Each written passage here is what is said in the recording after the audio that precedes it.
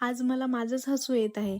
काय झालं माहिती आहे का? आज नेमका रिचार्ज संपणार होता. पण कोण्या टाईमला संपणार होता हे माहीतच नव्हतं. म्हणजे दुपारी की रात्री.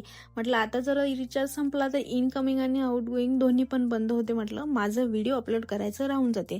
त्याआधीच मी नाही का माझ्या बहिणीला कॉल केला आणि तिला म्हटलं, "तू मला 1 वाजता कॉल कर आणि कॉल जर नाही लागला तर तू लगेच मला रिचार्ज करून दे" म्हटलं. तिने 1 वाजता कॉल केला. तिला म्हटलं, "चल अजून अर्धा तास आहे." तिने परत कॉल केला. पण रिचार्ज काही संपलाच नव्हता. मला हेच सांगायचं आहे, की रिचार्ज संपायच्या आधीच माझी एवढी तयारी चालू होती. आपण कधी-कधी छोट्या-छोट्या गोष्टींची एवढी प्लॅनिंग करून ठेवतो आणि माझं तर नेहमी असंच होते. पण ना आज माझ्यासाठी माझी बहीण एमर्जन्सी रिचार्ज सर्व्हिस होती. आज तर होतीच, पण ती नेहमीच माझ्यासाठी एमर्जन्सी सर्व्हिस राहते. काय माहिती काय असेल ते, पण प्रत्येक गोष्ट मला तिला सांगितल्याशिवाय होतच नाही काहून तो.